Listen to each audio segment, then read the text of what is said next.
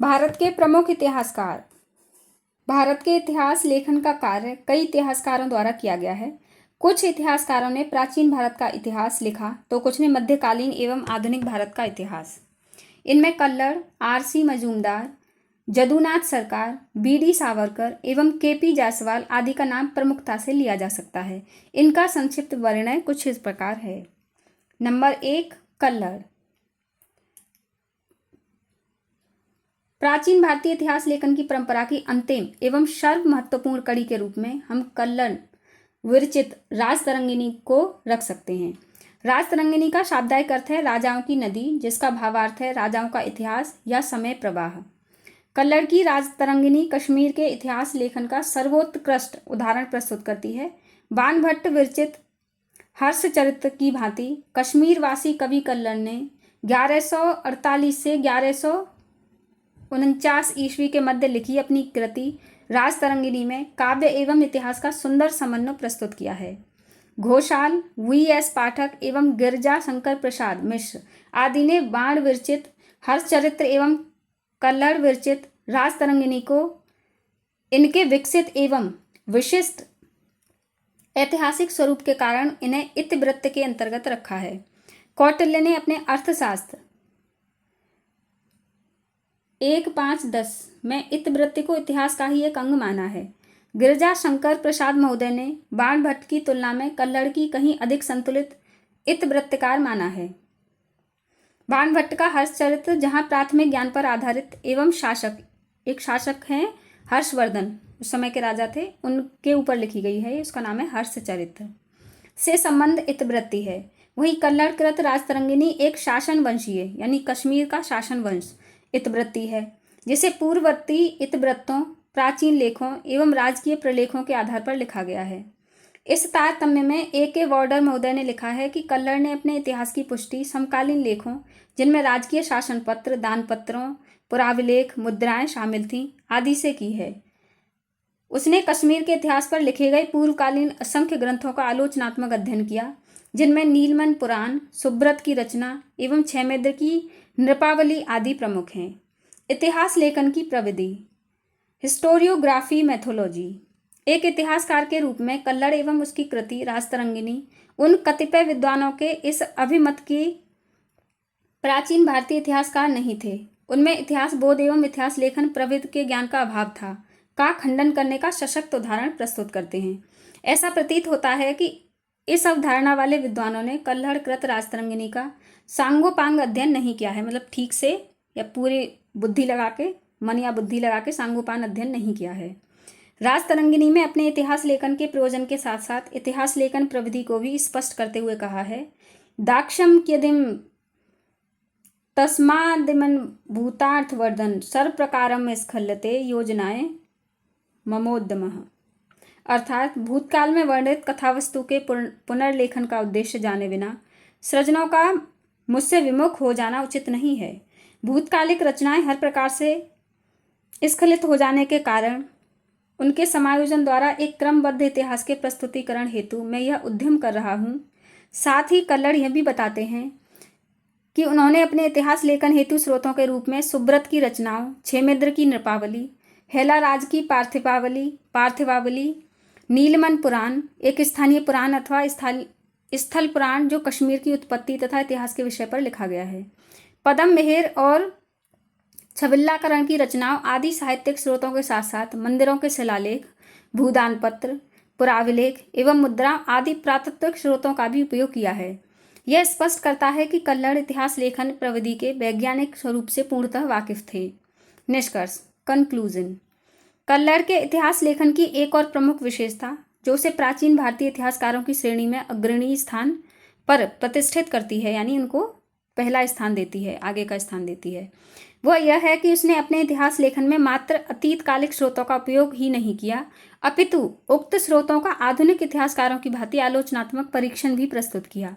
सुब्रत कृत कश्मीर के इतिहास की समीक्षा करते हुए कल्लड़ बताते हैं कि उनका यह कृतित्व अत्यधिक पांडित्यपूर्ण होने के कारण सामान्य जन के लिए बोधगम्य ग्राह्य नहीं है, मतलब उसमें उसकी भाषा या कुछ ऐसी है कि सामान्य जन उसे, आम लोग उसे नहीं पढ़ सकते या नहीं समझ सकते।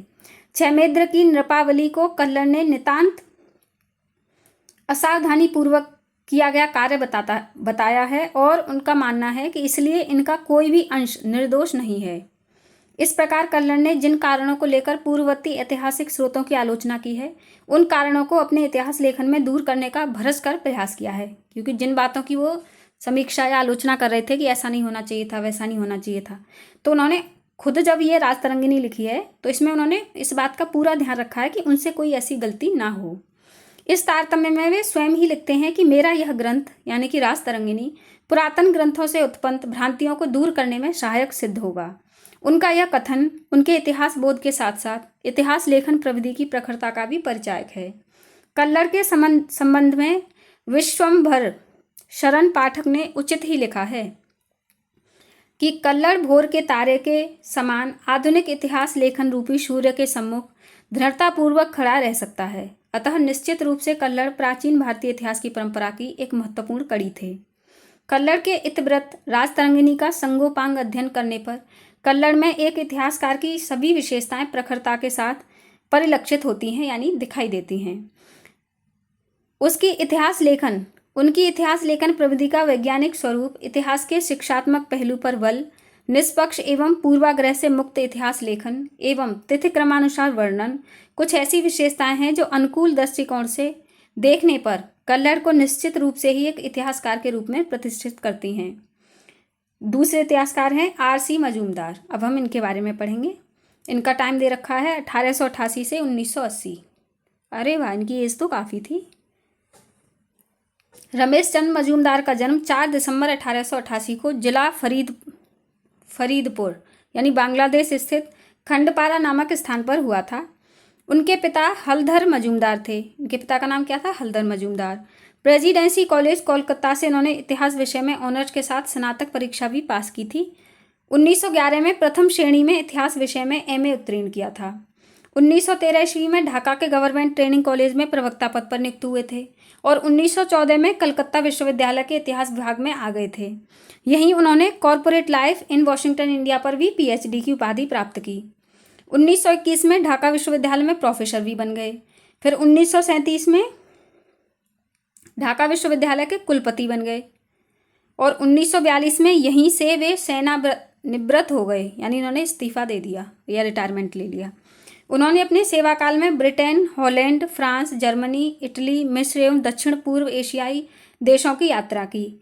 यहाँ की सांस्कृतिक स्थिति का अध्ययन किया। 1950 ईस्वी में बनारस हिंदू विश्वविद्यालय में ईडोलॉजी विभाग में प्राचार्य नियुक्त हो गए और 1951 ईस्वी में 23वीं इंटरनेशनल कांग्रेस ऑफ ओरिएंटलिस्ट के ईडोलॉजी विभाग की अध्यक्षता की, यानी उसके अध्यक्ष बन गए।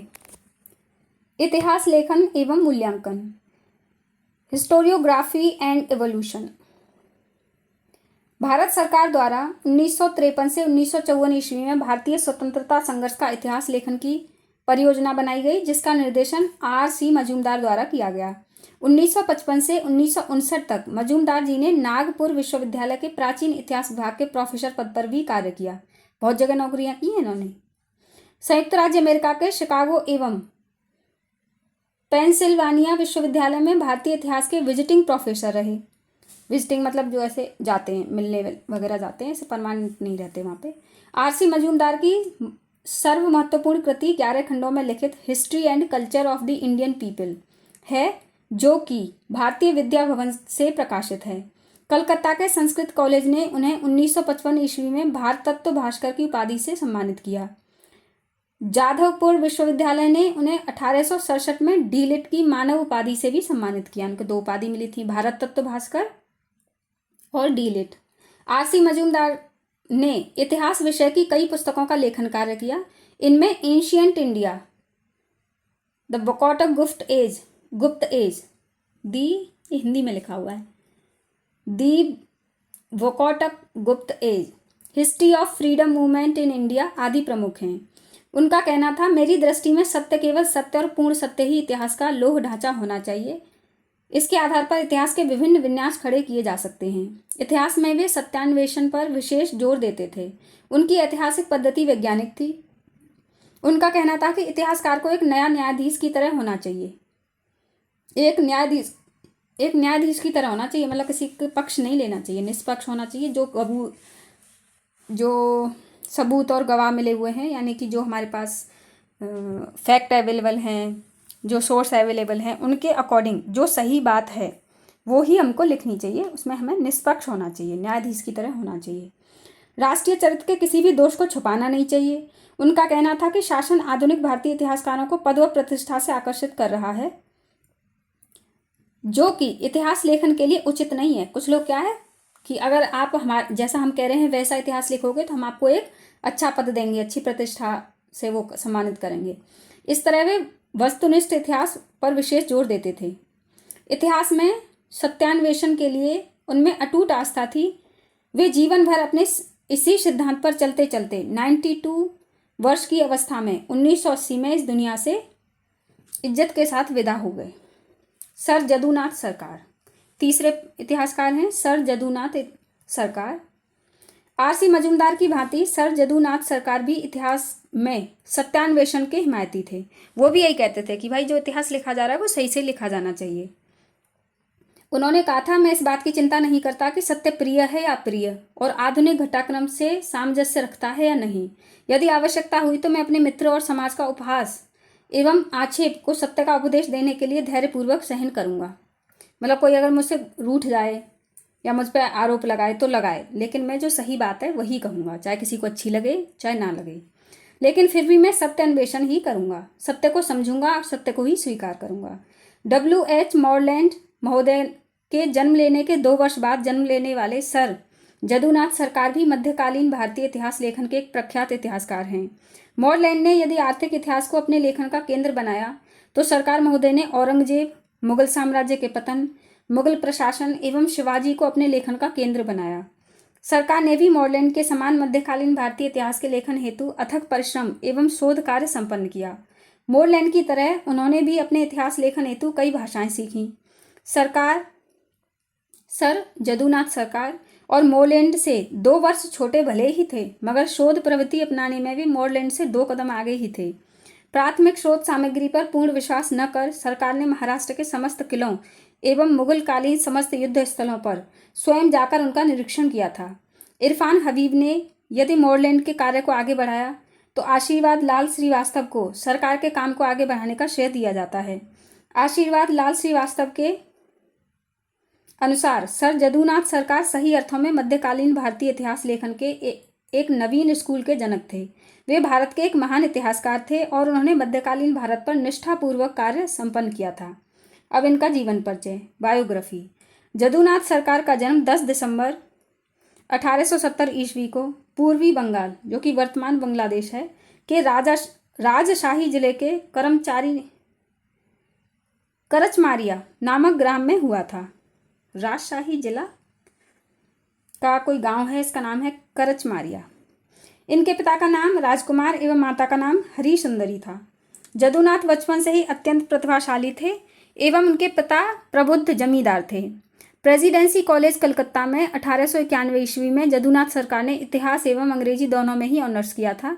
फिर 1852 ईस्वी में कलकत्ता विश्वविद्यालय से उन्होंने अंग्रेजी साहित्य में MA किया था। फिर 1898 ईस्वी में वे प्रेसिडेंसी कॉलेज कलकत्ता में अंग्रेजी के प्रोफेसर भी बने। फिर 1899 ईस्वी से लेके 1901 तक वे पटना कॉलेज में प्रोफेसर रहे। इसी बीच उन्होंने अपना शोध कार्य इंडिया ऑफ औरंगजेब 1901 ईस्वी में प्रकाशित करवाया। इससे उनकी ख्याति एवं इतिहासकार के रूप में और फैल गई। अब वे पटना कॉलेज के इतिहास विभाग से जुड़े गए एवं 1917 ईस्वी तक वहीं रहे। इसके बाद उन्होंने 1917 से 1919 ईस्वी के बीच 2 वर्ष अपनी सेवाएं इतिहास के प्रोफेसर के रूप में बनारस हिंदू विश्वविद्यालय को दी। फिर 1923 ईस्वी में वे पुनः पटना आ गए और 1926 ईस्वी में सेवानिवृत्त हो गए, यानी कि रिटायर हो गए। वे सदैव अपनी कक्षाएं नियमित रूप से समय पर लेते थे एवं अन्य लोगों के लिए भी एक आदर्श थे। मतलब समय के बहुत पाबंद थे, वो अपना टाइम टेबल फॉलो करते थे। प्रोफेसर से सेवानिवृत्त होने के पूर्व ही वे कलकत्ता विश्वविद्यालय के उप कुलपति यानी वाइस चांसलर मनोनीत कर लिए गए थे। अच्छा, उनको कलकत्ता विश्वविद्यालय में वाइस चांसलर की जॉब मिल गई थी या पोस्ट मिल गई थी, इसलिए उन्होंने वहाँ से इस्तीफा दे दिया था पटना से। 1926 से 1928 ईस्वी तक उन्होंने उप कुलपति के रूप में यानी कि वाइस चांसलर के रूप में अपनी सेवाएं दी। जब उन्हें इसी पद पर पुनः मनोनीत करने की बात चली तो उन्होंने इनकार कर दिया, क्योंकि उप कुलपति रहते हुए उनका प्रिय शौक इतिहास विषय पर शोध कार्य सुचारू रूप से संपन्न नहीं हो पा रहा था। उनकी शिक्षा जगत में उत्कृष्ट सेवाओं को ध्यान में रखते हुए ब्रिटिश सरकार ने उन्हें सर की उपाधि प्रदान की, इसलिए उनको सर जदुनाथ सरकार कहा जाता है। Royal Asiatic society of great Britain ने भारतीय इतिहास के प्रति उनकी सेवाओं को स्वीकार किया। Royal Asiatic society of Bombay ने 1926 ईस्वी में उन्हें कैंपबेल स्वर्ण पदक भी प्रदान किया, गोल्ड मेडल भी मिल चुका है। 1935 ईस्वी में the royal historic society of England ने उन्हें मानक पत्रकारिक सदस्यता प्रदान की। अपने समय में सर जदुनाथ सरकार ही मात्र ऐसे एशियन स्कॉलर थे जिन्हें उक्त विदेशी सोसाइटियों ने सम्मानित किया हो। मई 1998 ईस्वी में 88 वर्ष की आयु में उनका देहांत हो गया। एशियाटिक सोसाइटी द्वारा उनकी इतिहास के प्रति सेवाओं को ध्यान में रखते हुए सर जदुनाथ सरकार स्वर्ण पदक दिया जाता है। उनके परम शिष्य आशीर्वाद लाल श्रीवास्तव को उनकी इतिहास के प्रति सेवाओं को देखते हुए उन्हें यह सर जदुनाथ सरकार स्वर्ण पदक प्रदान किया गया। सर जदुनाथ की ऐतिहासिक कृतियाँ। Historical works of sir Jadunath. 1892 ईस्वी से 1901 ईस्वी तक 9 वर्ष के गहन शोध के पश्चात उनकी शोध कृति India of Aurangzeb, its topography, statics and roads 1901 ईस्वी में प्रकाशित हुई।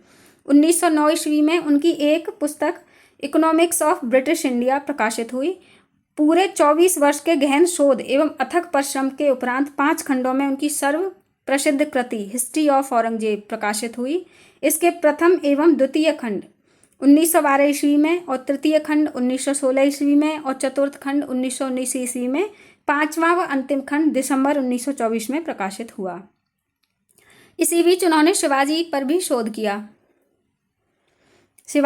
शोध कार्य किया एवं मुगल प्रशासन की बारीकियों का भी अध्ययन किया। 1919 ईस्वी में उनकी कृति शिवाजी एंड हिट टाइम्स प्रकाशित हुई एवं 1925 ईस्वी में मुगल एडमिनिस्ट्रेशन प्रकाशित हुई। बीच में 1922 ईस्वी में उनकी कृति चैतन्यश लाइफ एंड टीचिंग भी प्रकाशित हुई। 1919 में स्टडीज इन मुगल इंडिया का भी प्रकाशन हुआ और 1922 में उनके द्वारा संपादित पुस्तक later Mughals by W. Irvine प्रकाशित हुई, जिसमें 3 अध्याय उनके द्वारा जोड़े गए हैं। 1928 ईस्वी में उन्होंने इंडिया थ्रू द एजेस प्रकाशित की। इसमें उन्होंने आर्यों, बौद्धों, मुगलों एवं अंग्रेजों द्वारा भारतीय सभ्यता के निर्माण में योगदान का वर्णन किया है। 1930 ईस्वी में जदुनाथ सरकार की शॉर्ट हिस्ट्री ऑफ औरंगजेब प्रकाशित हुई। इस कृति पर विचार करते हुए the illustrated vehicle of India 6 जनवरी 1980 के पृष्ठ 21 पर कहा गया है कि सरकार द्वारा अंतिम मुगल औरंगजेब पर यह एक अद्वितीय कार्य है। इसने सरकार की विद्वता को चमकाया है।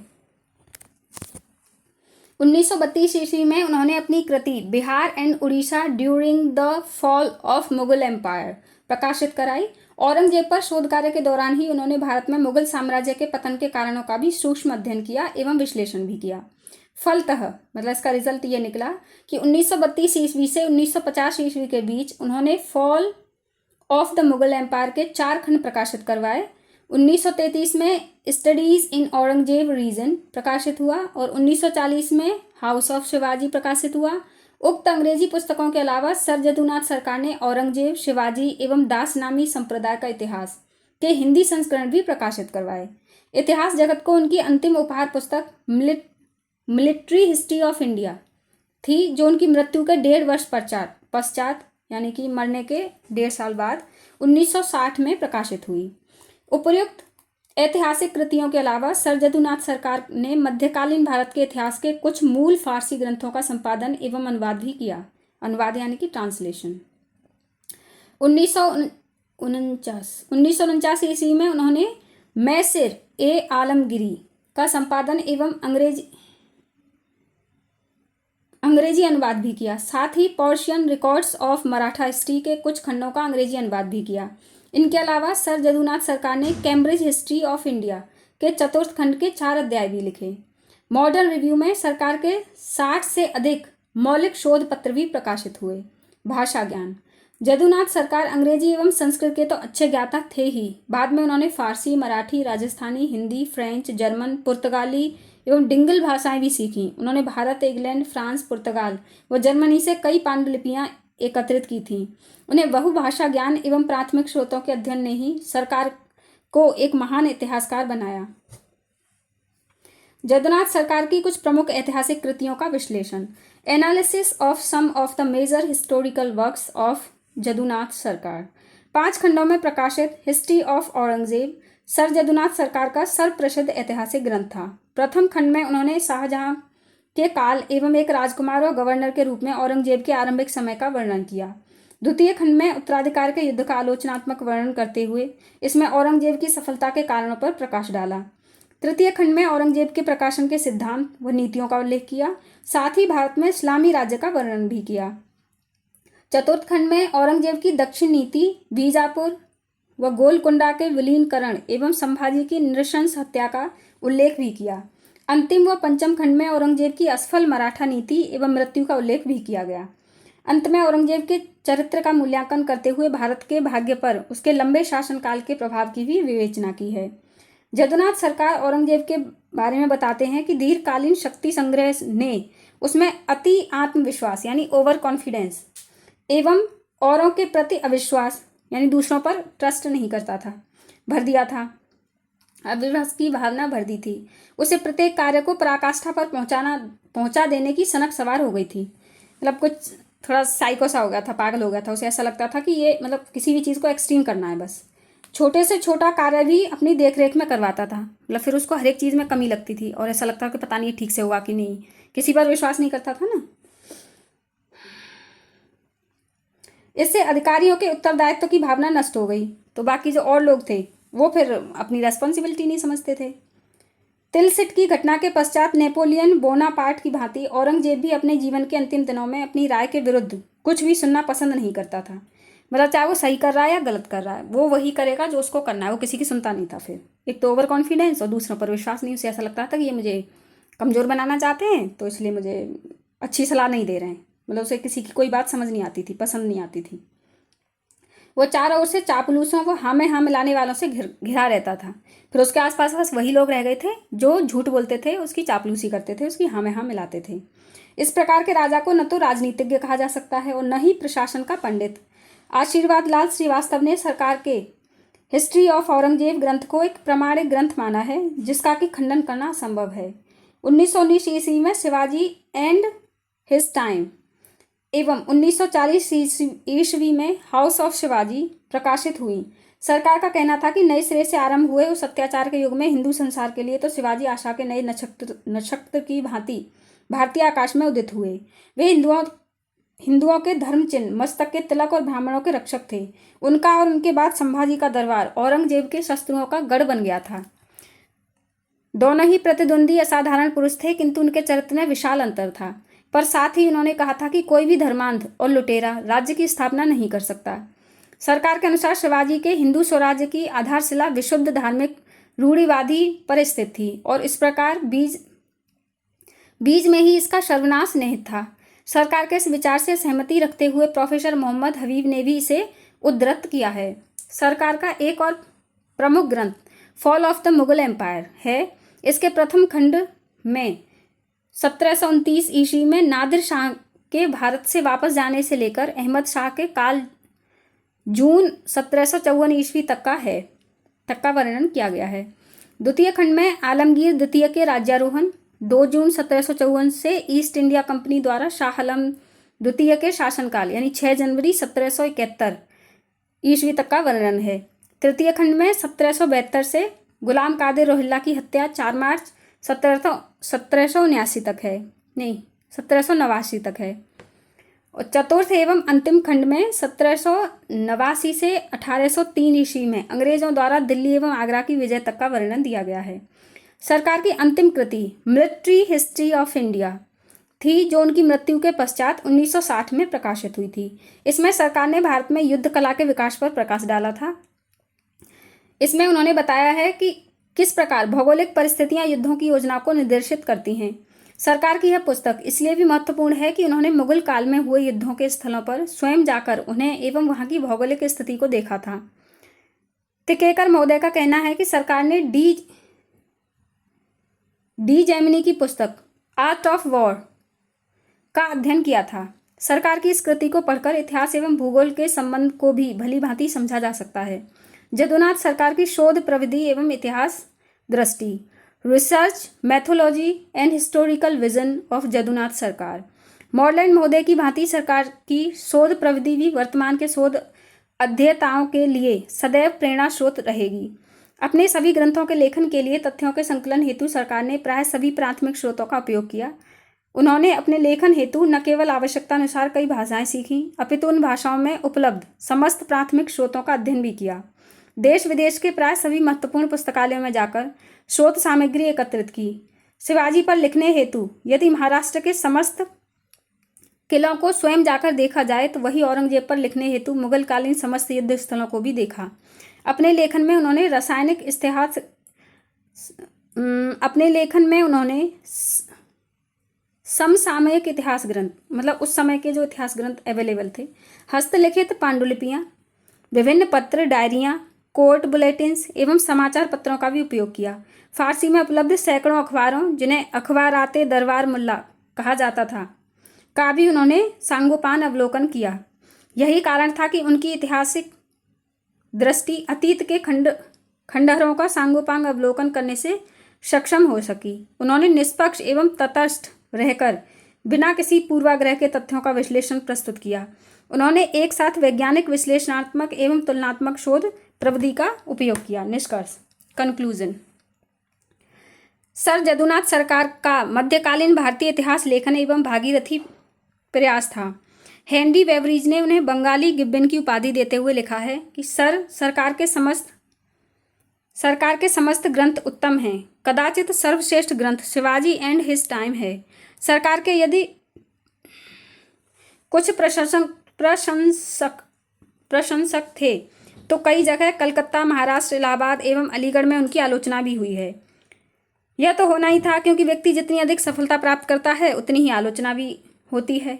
औरंगजेब की धार्मिक नीति के विश्लेषण के कारण यदि उन्हें मुस्लिम समाज का कोपभाजन बनना पड़ा तो शिवाजी के व्यक्तित्व के विश्लेषण के कारण उन्हें महाराष्ट्र में आलोचना भी सहनी पड़ी। शिवाजी पर व्यक्त विचारों के कारण वे राष्ट्रवादी इतिहासकारों की नज़रों में भी चुभने लगे। वस्तुतः सरकार ने औरंगजेब और शिवाजी दोनों का ही पूर्वाग्रह से मुक्त रहकर विश्लेषण किया है। जदुनाथ सरकार के कुछ आलोचकों ने उनके स्वयं के बारे में सरकार द्वारा कहे गए शब्दों का विभिन्न स्थानों पर उल्लेख किया है। इनमें डॉक्टर ताराचंद, ईश्वरी प्रसाद एवं खालिक अहमद निजामी का नाम प्रमुखता के साथ लिया जा सकता है। अपनी कृति मुगल साम्राज्य के पतन में सरकार ने इतिहास के शिक्षात्मक पहलू पर बल दिया है। उनका मानना है कि अतीत यानी इतिहास से सीख लेकर हम वर्तमान की समस्याओं का समाधान कर सकते हैं। डॉक्टर आशीर्वाद लाल श्रीवास्तव एवं डॉक्टर KR कानूनगो दोनों ही सरकार के निकट संपर्क में रहे एवं दोनों ने ही उनसे बहुत कुछ सीखा। दोनों ने उनके कार्य की एक अपनी शोध पद्धति की अत्यधिक प्रशंसा ही नहीं की, बल्कि अपितु अपने इतिहास लेखन में उनका उपयोग भी किया। प्रोफेसर श्रीराम शर्मा ने भी अपने लेखन में सरकार के कृतित्व का उपयोग किया। श्रीराम शर्मा ने अपनी कृति the religious policy of the Mughal empires Sarkar को ही समर्पित की है। मध्यकालीन भारतीय इतिहास लेखन का शायद ही ऐसा कोई परवर्ती इतिहासकार होगा जिसने किसी न किसी रूप में सरकार के कृतित्व का उपयोग न किया हो। निष्कर्षतः हम कह सकते हैं कि सर जदुनाथ सरकार मध्यकालीन भारतीय इतिहास लेखन के एक महानतम शोध अध्येता एवं इतिहासकार थे, जो सदैव आगामी शोधार्थियों एवं इतिहासकारों का मार्गदर्शन करते रहेंगे। नंबर 4 हैं विनायक दामोदर सावरकर। विनायक दामोदर सावरकर 1883 से 1966। प्राय विनायक दामोदर सावरकर को एक स्वाधीनता संग्राम सेनानी एवं क्रांतिकारी के रूप में जाना जाता है, मगर सबसे पहले वह एक राष्ट्रवादी इतिहासकार थे। वर्तमान को समझने के लिए, वर्तमान को बेहतर बनाने के लिए अतीत का उपयोग किस नज़रिए से एवं किस प्रकार किया जाए, यह इतिहासकार सावरकर अच्छी तरह से जानते थे। उनका स्पष्ट कहना था कि एक राष्ट्र को जीवित रहने के लिए अपने अतीत को पुनः प्राप्त करना होगा। वे कहते थे कि जिस राष्ट्र के पास अपने अतीत की कोई चेतना नहीं है, उसका कोई भविष्य नहीं है। एक राष्ट्र को अपने स्वर्णिम अतीत को सामने लाने व खोजने का प्रयास करने के साथ साथ यह समझने की भी क्षमता विकसित करनी चाहिए कि हम अपने अतीत का उपयोग अपने राष्ट्र के स्वर्णिम भविष्य की आधारशिला रखने में किस प्रकार कर सकते हैं। विनायक दामोदर सावरकर ने 1857 का स्वातंत्र्य समर, काला पानी, हिंदुत्व, मेरा आजीवन कारावास, मोपला अर्थात मुझे इससे क्या, 6 स्वर्णिम पृष्ठ, हिंदू पद पादशाही, क्रांति के नक्षत्र, गोमांतक, मैजनी चरित्र एवं भारतीय इतिहास के 6 सुनहरे पन्ने जैसी अत्यंत महत्वपूर्ण कृतियों का लेखन किया है। उनकी ऐतिहासिक दृष्टि सत्यान्वेषी होने के साथ साथ पूर्णतः वैज्ञानिक थी। वे इतिहास के नायक, निर्माता एवं लेखक तीनों ही थे। इसलिए उनका इतिहास लेखन व्यवहारिक, अनुभववाश्रित एवं वास्तविक है। उनके ग्रंथ उनके युग के इतिहास लेखन के प्राथमिक स्रोत हैं। उनके राष्ट्रवादी चिंतन की झलक उनके इतिहास लेखन में स्पष्टतः दृष्टिगोचर होती है, यानी देखने को मिलती है। जीवंत वृतांत, बायोग्राफी। विनायक दामोदर सावरकर का जन्म महाराष्ट्र में नासिक के निकट भगूर नामक ग्राम में 28 मई 1883 को हुआ था। उनकी माता का नाम राधाबाई तथा उनके पिता का नाम दामोदर पंत सावरकर था। उनके 2 भाई गणेश, बाबाराम एवं नारायण और एक बहन नैनाबाई थी। रामायण महाभारत की कक्षा के साथ साथ विनायक सावरकर छत्रपति शिवाजी एवं राणा प्रताप से प्रभावित थे। शिवाजी जयंती एवं गणेश उत्सव के मनाए जाने से प्रफुल्लित रहते थे। पूना के फर्गुसन कॉलेज से उन्होंने स्नातक परीक्षा उत्तीर्ण की थी। 1904 में उन्होंने नासिक में मित्र मेला नामक संस्था आरंभ की, जो बाद में इटली के मैजिन्की तरुण इटली की तर्ज पर एक गुप्त सभा अभिनव भारत में परिवर्तित हो गई। इस तरह अपने कॉलेज जीवन में ही सावरकर ने अंग्रेजी विरोधी क्रांतिकारी गतिविधियों में सक्रिय रूप से भाग लेना आरंभ कर दिया था। कृष्ण वर्मा की फेलोशिप का लाभ उठाकर वे 1906 में लंदन पहुंच गए। वहां पहुंचकर इंडियन हाउस को सावरकर एवं उनके साथियों ने अंग्रेजी विरोधी तथा भारत समर्थक प्रचार का केंद्र बना दिया। वे पेरिस भी गए, जहां मैडम कामा से भेंट की।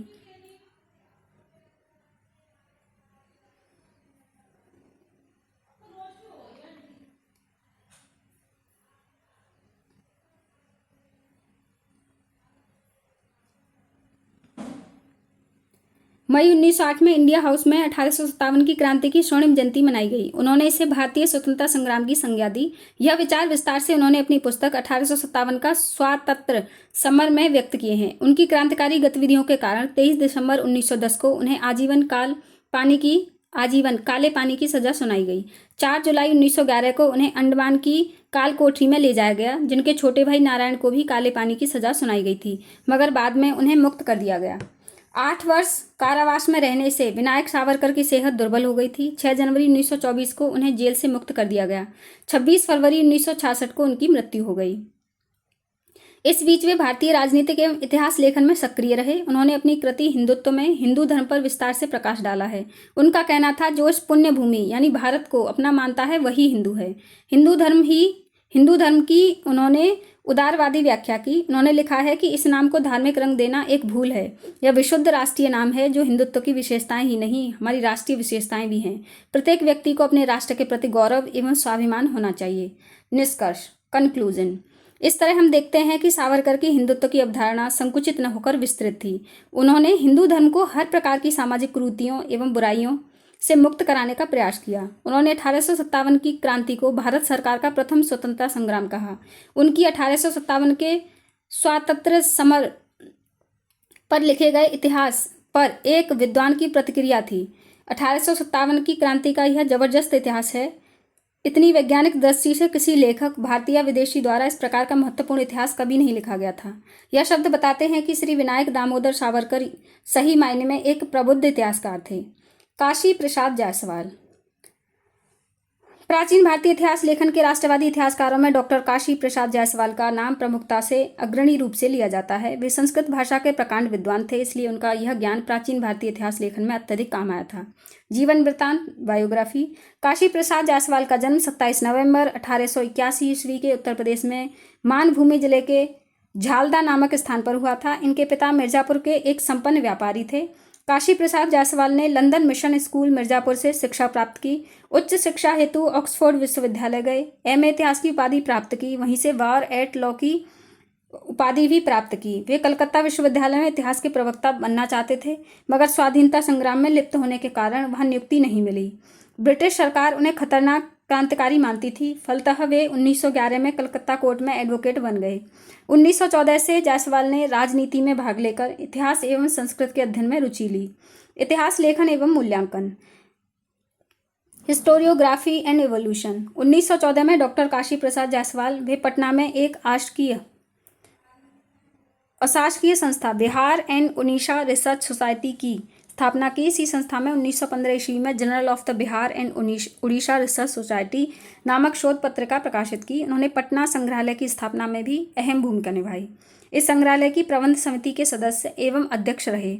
1913 में उनका प्रथम लेख an introduction to Hindu polity Modern Review में प्रकाशित हुआ और 1924 में उनकी प्रमुख कृति हिंदू पॉलिटी प्रकाशित हुई। 1917 में कलकत्ता विश्वविद्यालय में उन्होंने मनु एंड याज्ञवल्क्य पर 12 व्याख्यान दिए। राजनीतिक इतिहास पर उनकी एक और महत्वपूर्ण कृति history of the India 150 to 350 AD थी।